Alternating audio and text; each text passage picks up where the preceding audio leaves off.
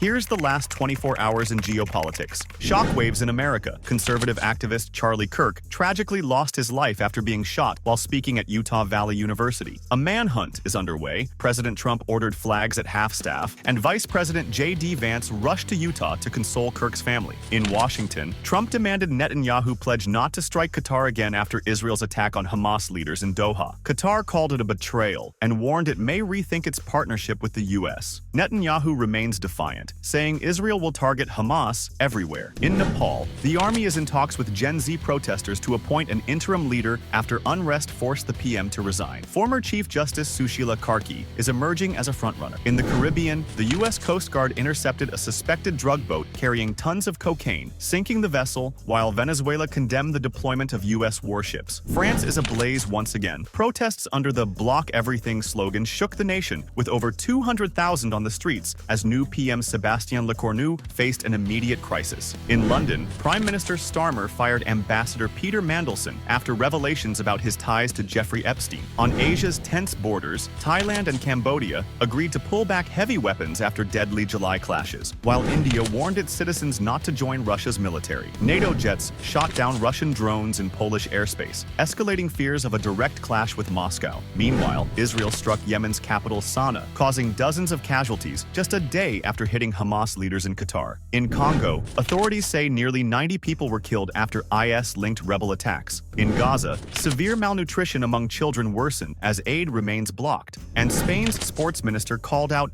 double standards, urging Israeli teams be treated like Russian ones were in global competitions. America marked 24 years since 9/11 with solemn tributes. In the UK, Prince Harry met King Charles for the first time in 19 months. Australia announced $1.1 billion for Ghost Shark underwater drones to bolster its navy. And in Georgia, over 300 South Korean workers detained in last week's ICE raid were flown home, testing U.S.-Korea ties. Finally, in Tunisia, activists preparing the Gaza aid flotilla reported another suspected drone strike, which officials called an orchestrated assault on their mission.